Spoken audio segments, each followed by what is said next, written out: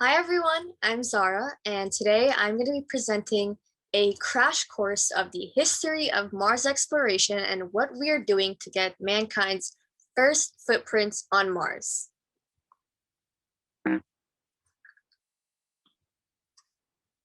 So to get started, I'm going to introduce myself. So hi, I'm Zahra Ronizi from Florida, USA. And since the age of 5, I've dreamed and aspired of being one of the first humans on Mars. And since then, I've been working my way up and getting experience to build my resume and to prepare myself for that journey to Mars. So I'm a student pilot and young eagle with the Experimental Aircraft Association, a licensed advanced open water scuba diver with PADI, and a Space Camp alumnus. And recently, I've been awarded a full tuition scholarship to the United States Advanced Space Academy. So I'm really excited to be going there this summer. And other than that, in the future, I'd like to pursue neurosurgery and go into medical school. And then after that, do some astrobiology on the side. I really have a passion for that.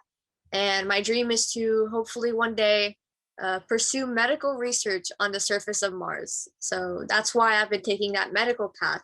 And I'm also on a research committee for an organization called Girls in White Coats, where I've been doing a lot of research with my team on different fields of medicine and how we can advance medicine in our daily lives.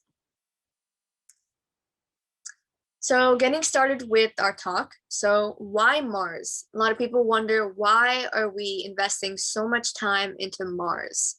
And as we all know, since those late 1950s, starting off with the launch of the first satellite into space, and then going into the first humans into space, we've really seen mankind shift their direction towards the stars.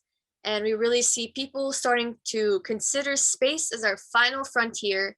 And our interest in space exploration really just grew from a small goal to sending a satellite past our atmosphere to this raging passion to explore into the unknown and to increase our knowledge of what's beyond planet Earth. And from the Sputnik 1, that first satellite into space, all the way to the space shuttle and beyond, every single man-made object that has been sent into space represented all of our human population, and it really took us with them everywhere, venturing into these incredible places that we've always dreamed of, like going beyond our solar system with the Voyager 1 and 2, and going on the moon with the Apollo missions and beyond. And throughout time, we started sending not only robots into space, but as we started getting more advanced and more sophisticated at space travel and building better robots and better launch vehicles, we started sending humans into space as well. And we started off going into low Earth orbit with astronaut Yuri Gagarin, and following on with all the other American and Soviet astronauts until we finally conquered the moon in 1969, and we got those first human footprints on the lunar surface. I gotta say, it's one of the most incredible moments in mankind's history.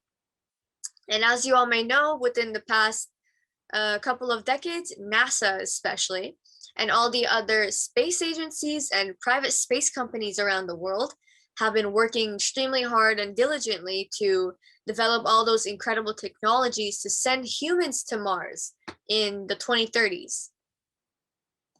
And as we're doing all of these advancements and as we're working towards going to further into space, going to Mars and beyond, a lot of people are wondering, why Mars and what makes it so special compared to all of the other planets in our solar system, all of the other exoplanets, and why are we investing so much time into Mars? And does it hold a future for us as a civilization?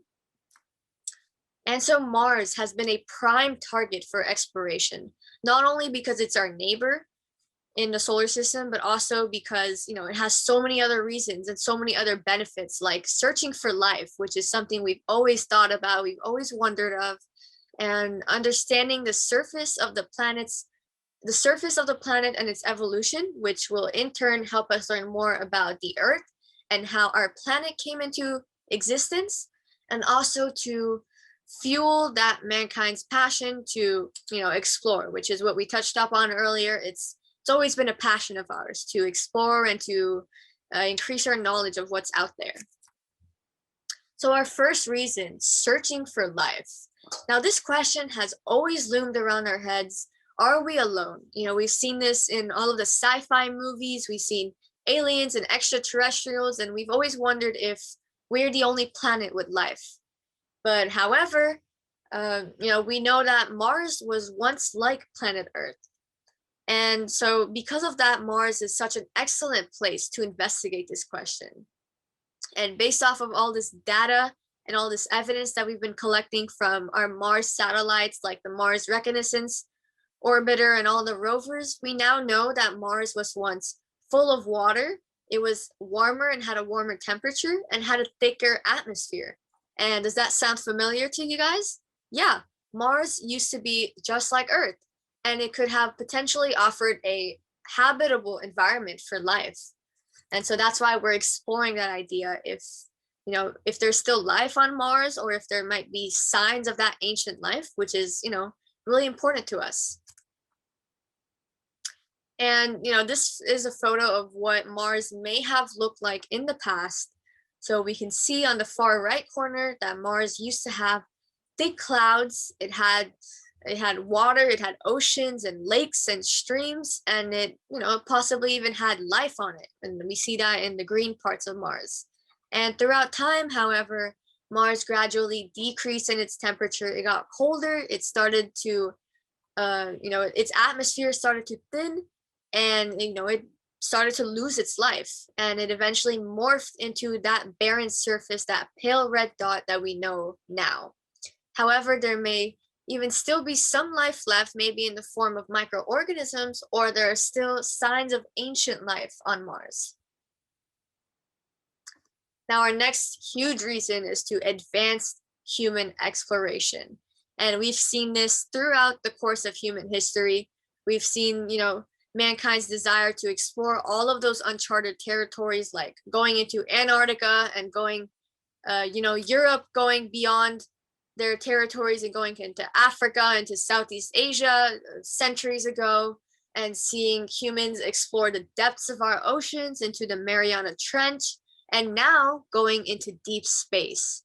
So from sending Yuri Gagarin to the edge of space to landing humans on the lunar surface, each time that we passed a milestone of sending humans deeper and deeper into space, our desires continue to grow, and we just kept wanting to explore even more. And we were even more curious of what's out there.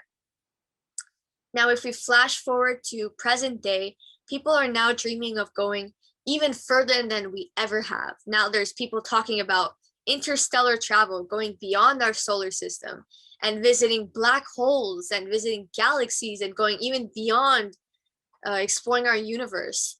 And Mars will be that first step to reaching all of those dreams and all of those great feats. Because walking on Mars will make us go even further into our solar system, and it'll open those doors of opportunity for us to keep advancing and keep establishing our presence in the solar system and beyond that. So we will start with Mars, you know, starting off of Mars, we might even establish colonies on Mars and maybe terraform Mars. And then from there, we can explore even beyond that, maybe into Saturn or Jupiter's moons, and then going even beyond, maybe exploring those exoplanets that we've been researching for years and years. And so going on Mars will be really what starts us off to expanding our presence in the universe. And going to Mars will also prove to all humans that with that passion, with the bravery, with the adversity and the determination, that nothing can stop everyone from achieving their dreams. And people will really be inspired by our Mars missions to continue working hard in their lives and to continue chasing their goals and their aspirations, which will in turn help humanity in the long term. So the journey to Mars will be a global effort. Now, we've all heard of NASA.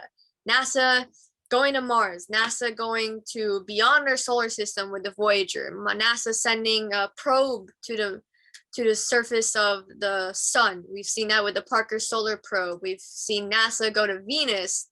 You know, we always hear about NASA, but now in the present day, so many other space agencies, those different countries and private space companies like, SpaceX and Blue Origin and all of the others, they have been working to develop spacecrafts and technologies that will send us to Mars. So now so many other countries like Roscosmos and ISRO and the Canadian and the European space agencies, they're starting to establish their presence in space as well. And they're joining in on the effort to colonize Mars. And from building those sophisticated rockets to sending rovers to the Martian surface, each and every time that we advance and we get further out into the solar system and we achieve another feat, we are getting closer to reaching Mars. So let's start off with the notorious NASA. So NASA's plan for the exploration of Mars began a long time ago in low Earth orbit on the International Space Station. So on the station, NASA's astronauts and other astronauts from across the world are starting to work and to test those technologies that we've been developing on Earth, test those communication systems, those medical innovations that we've been developing to go to Mars, and testing all of those technologies that will help us get to Mars and that will be used on those Mars missions. And on the International Space Station, we've also been learning how to regulate our body's changes. And by keeping astronauts on the International Space Station for usually up to 6 months, we are really starting to dive deeper into our understanding of how the body changes in space and what are those effects and how we can protect those astronauts, because journeys to Mars will go beyond just 6 months on the ISS. It'll range from 2 to 3 years if we come back to Mars. Now imagine if we stay on Mars permanently. So it's really going to alter the human body. And so by staying on the International Space Station and monitoring the way our astronauts change in space, we're really setting the path to protecting our astronauts on Mars. So I wanted to talk a little bit about my research in science, speaking of all of those science experiments. So personally, I have been researching in space medicine and space surgeries. So as we've been, developing those rockets and those launch vehicles to go to Mars, we've also started to delve deeper into how we can take preventative measures to protect our astronauts on Mars. And so far in the history of mankind, we've been pretty lucky. We haven't had any major injuries and casualties in space. And, we've been pretty lucky so far. But however, going on missions to Mars, it's expected that every 2.4 years, there will be a major emergency, a casualty, and an injury on Mars that might require emergency surgery.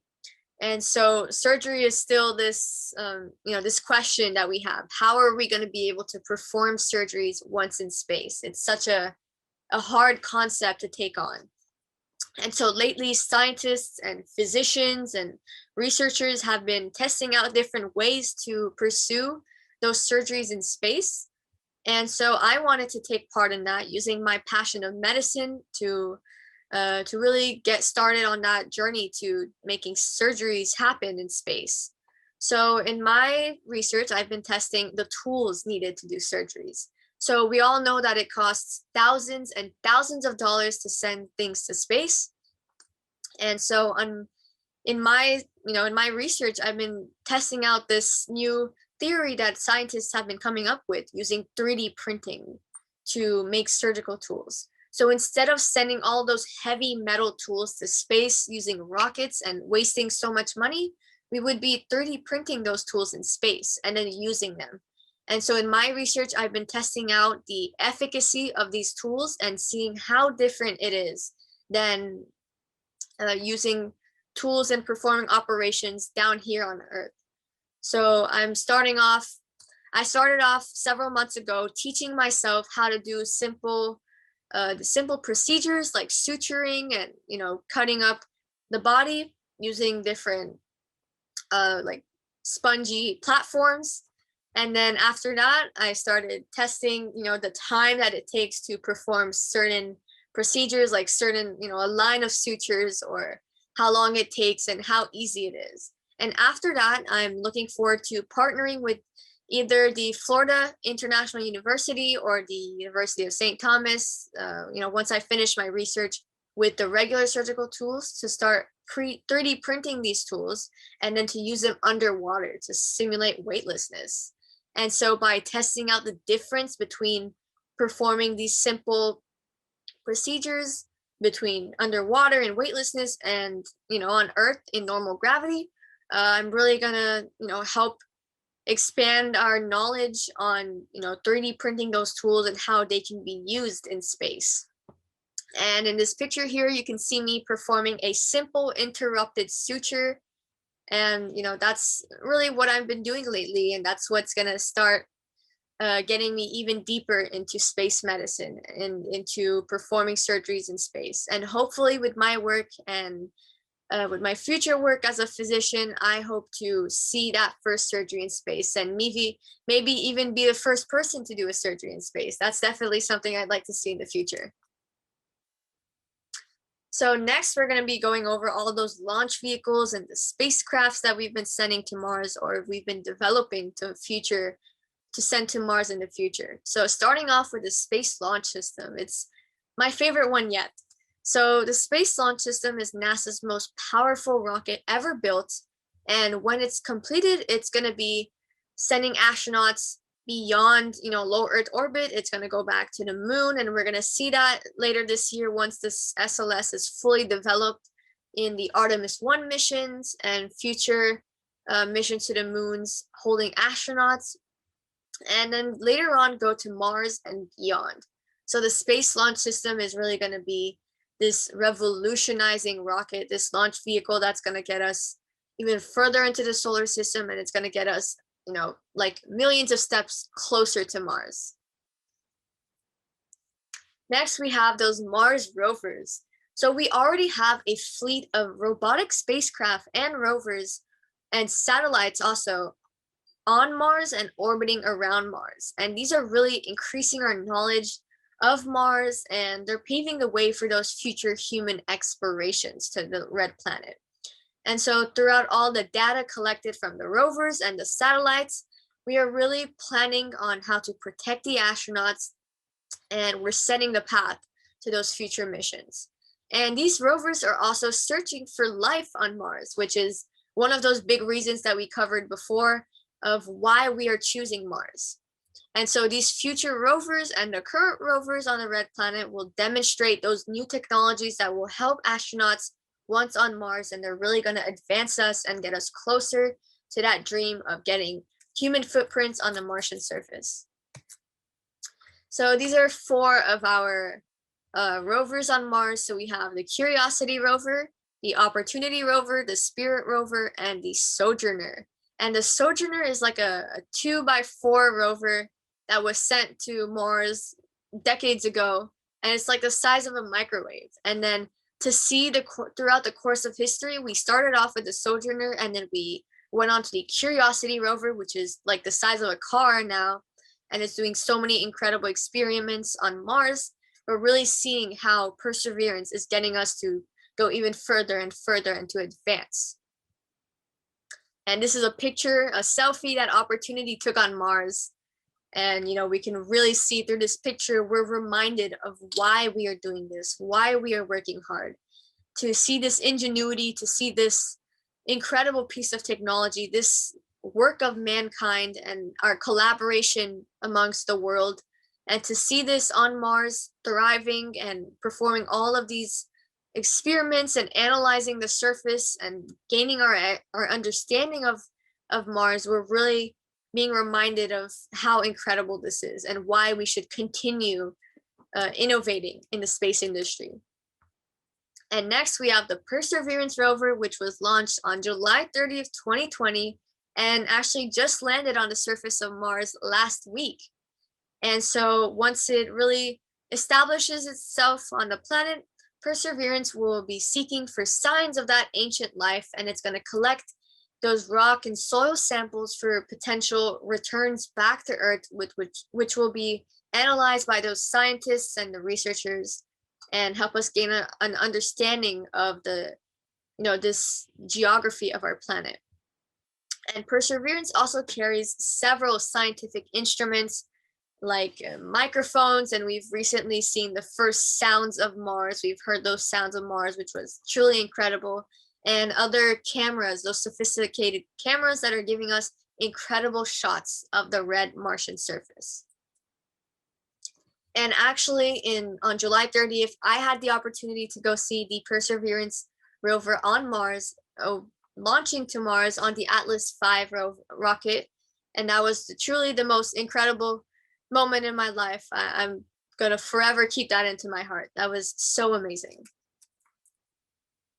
Next, we're going to go over the Starship and the Super Heavy systems. So the Starship is built by SpaceX, and it's a fully reusable two-state-to-orbit transportation system that will launch humans beyond our Earth orbit and will go back to the Moon and Mars. Now, the Starship is comprised of two stages. So we have the booster, which is called the Super Heavy, and we can see the Super Heavy in this photo here on the bottom portion.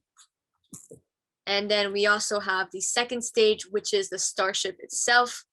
And I'm sure you guys have all seen those test runs of the Starship, you know, launching, doing a hop in the air and then exploding upon impact. Those are truly incredible to watch, and those are really advancing SpaceX and preparing SpaceX for those Starship missions to Mars.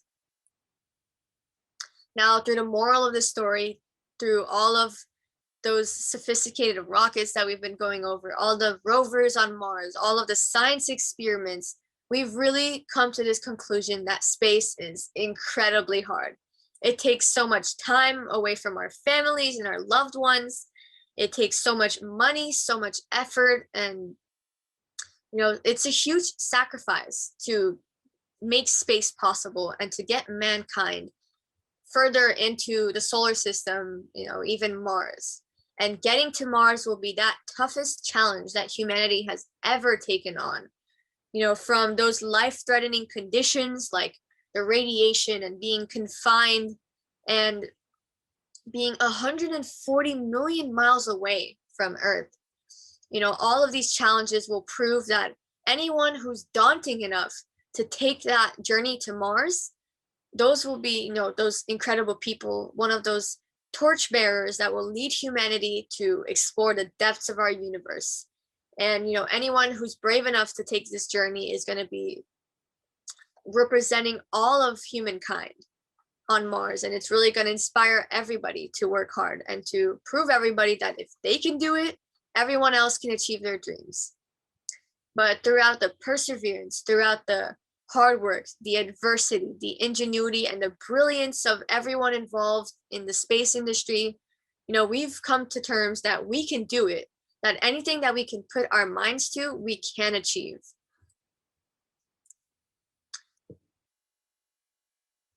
And I just wanted to share a little bit about my journey as an aspiring astronaut. In the bottom left corner, you can see a picture of me. This was taken when I was 8 or 9 years old at the Kennedy Space Center. And back then, I was just a little girl, a little space geek who was so extremely interested and excited about space and excited about going to Mars. And I had no idea how to get there.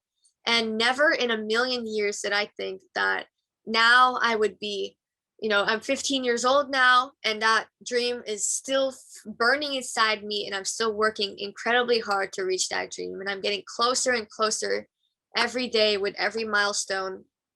You know, I would have never believed that I could have reached this point. And I'm so incredibly thankful for all of my mentors, for all of the support and all of the help that I've been reaching throughout the years. And, you know, these things have made it possible for me to get close to my dreams. And so throughout my life, I have learned that, you know, through that perseverance, through that hard work, and by putting my mind to something, I can really achieve it, and nothing can stop me from reaching those dreams.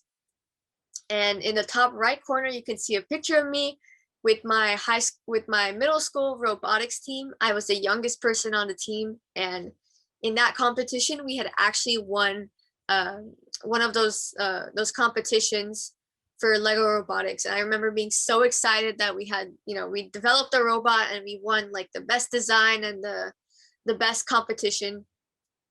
And, I would have never thought, just to think that now I'm doing my own research in robotics, in medicine, and I'm conducting my own experiments is, truly beyond my understanding. And I still can't believe that I'm at this point in life today. And so to all of the aspiring astronauts, to the aspiring engineers, to those of you who want to be physicians, who want to raise a family, who want to win the Nobel Peace Prize, these words of encouragement I can tell you is to be aggressive and to be stubborn, especially. If you ever see an opportunity that can advance you and get you closer to your dream, don't be scared to take it. Even if you don't meet those prerequisites, even if you're not qualified, still take a chance, because you never know what can happen. And also, never let anybody discourage you from reaching your dreams. And this is something that I've had to learn throughout my entire life as an aspiring astronaut. I've always had people discourage me, people telling me that it's impossible, that, it's 1 in a billion and I'd never be able to walk on Mars. And I've even had people in the space community and other aspiring astronauts older than me tell me that I was a fraud, or that I wasn't able to accomplish that dream. And, throughout my life, I've really learned that with that perseverance and with the hard work, I can achieve everything. And for you guys, for everyone out there, just having that dream and having a goal is already a gift in itself. And it's just your job. It's your job to overcome all those obstacles, to block all of that negativity, and to really pave your path to reaching your dream. So, throughout my life, I've always kept my head through to the stars, and I've always looked at Mars every night. And after every tough day, just looking at Mars at night just reminded me that, I have to keep it up and I have to keep working hard, because Mars is right there waiting for me. And for you guys, your dream, your Mars is out there waiting for you. And it's just your job to get there. And no one can get you there but you. So continue reaching for those dreams, continue working hard, and to keep your head towards the stars. And there's no doubt in my mind that you will all reach your dreams one day and you're going to be successful. So thank you so much for listening to my talk today. I had a blast making this presentation and being able to share my insight and my motivation with you guys. Now, if you have any questions, any concerns, if you just want to have a talk with me and chat about space, or if you need any advice as an aspiring astronaut to start your journey and to start your work to get to space, and you need help from my personal journey, you can always contact me. Feel free to reach out anytime. I'll answer you as soon as possible. You can follow me and reach out to me on Instagram at astronautzahra. And you can always email me at zahramarie0@gmail.com. And I'll always be there to help out. And, I want to form a bridge of communication with everybody. So thank you so much for having me. Thank you so much to the International Organization of Aspiring Astronauts for hosting me as a guest for this event. And I wish you all a space-tacular day and a great rest of your event. Thank you. Bye.